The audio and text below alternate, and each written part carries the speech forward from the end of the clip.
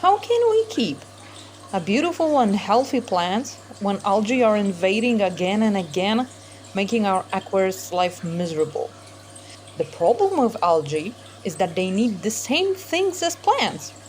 So let's see how to feed our plants so algae won't have a chance to thrive. We just need accurate and effective plant food. But what do aquarium plants actually eat? It may seem complicated at the beginning, but it's more simple than it looks. Aquarium plants eat elements like nitrogen, phosphorus, potassium, calcium, magnesium, or iron. Plants eat also trace elements, but these are in such small amounts that I will show them as a one part of plant's diet. Let's compare it to our food. Nitrogen and phosphorus can be a fruit, just like this apple.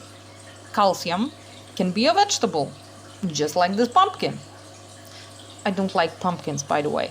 Magnesium can be a steak, and iron, as a very important micronutrient, will be something to drink. And let's not forget about the best thing. Something sweet and yummy as a cake can be trace elements. What we need to understand is that plants need to eat all of them in accurate amounts.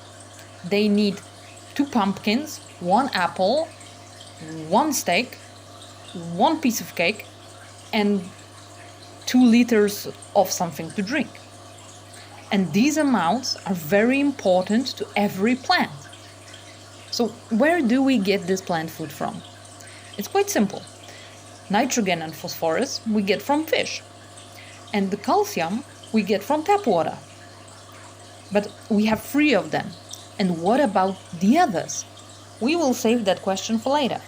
By now, we will focus on a situation where we have a lot of fish and we use tap water.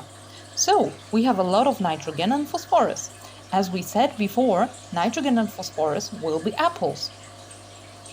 Now let's imagine that we are plants and algae are flies.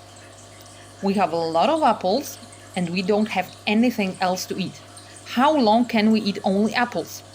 3 days, 4 days? And we can only imagine what will happen when flies come in. They are not so demanding as we are, and they will eat apples for a long, long time. And the same thing is with plants and with algae. Plants need also other things to grow, but algae not necessarily. They can eat nitrogen, they can eat phosphorus. They are less demanding than plants. So what can we do to make our plants thrive and our algae go away? First of all, we need to check how much of nitrogen, phosphorus, and potassium we have. Usually, when we have a lot of fish, nitrogen and phosphorus will be high and potassium will be low. We need to change this by using fertilizer. And if we use tap water, let's check if our fertilizer has magnesium, because it's very important to balance magnesium and calcium. We also have to remember that all of this plant food will not be taken if we don't have a lot of plants, and of course if we don't have light to be used by these plants, because without light no plant will grow. This is most essential thing in a plant's growth.